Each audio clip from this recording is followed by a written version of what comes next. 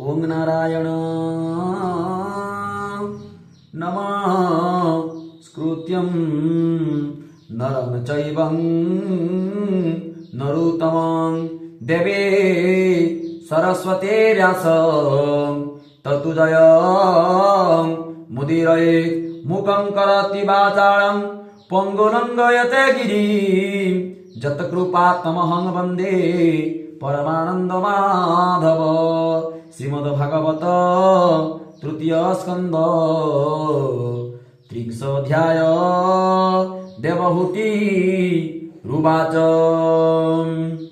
एमन्ते पुत्र वाक्य शुणी आनंदे कदर्म घरणी चरणे पुनः पुनः पड़ी कपाळे बेनी कर जड़ी भ प्रभु मते कर त्राही कहई विष्णु मुख चाही विष्णुर नाभि पद्म मूले ब्रह्मा उपूजी महादळे प्रजा सर्जिला अवधाने साधिला जार पाद ध्याने से हरि नाम ए संसारे जेवा शुणन्ति निरन्तरे मुखे वदन्ति निरवधि तरन्ति अज्ञान जलधि सुजने दुर्जन विचार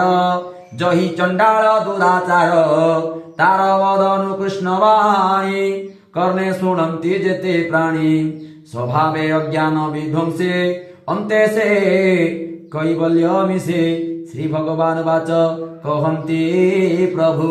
भगवान भोमात हुआ सावधान जे काल पुरुष पुराण से प्रभु अति बलवान से काल परा क्रम जेते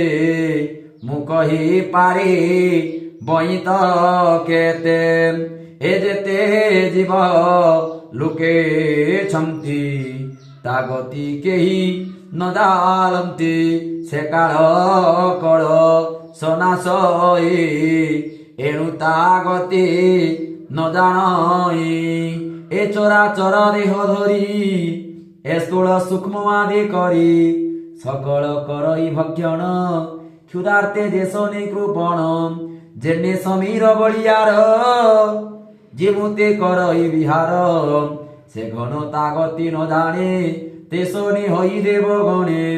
कालर गति न जानते से काल बसे भ्रमु थमती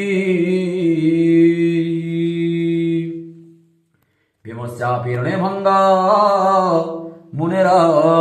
पिमति भ्रम जदि शुद्धं शुद्धवान् मम दोष न विद्यते ओम नमो भगवते वासुदेवाय नमः शान्ताकारं भुजगशयनं पद्मनाभं वसुरेशं विश्वाहारं गगनं सदृशं मेघवर्णं शुभांगं लक्ष्मीकान्त कमलनयनं योगिविद्या न गम्यं वन्दे विष्णु भव भयहर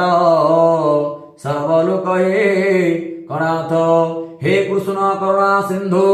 दीनबन्धु जगतपते गोपेषु गोपिकान्त राधाकान्त नमस्तुते राधाकान्त नमस्तुते।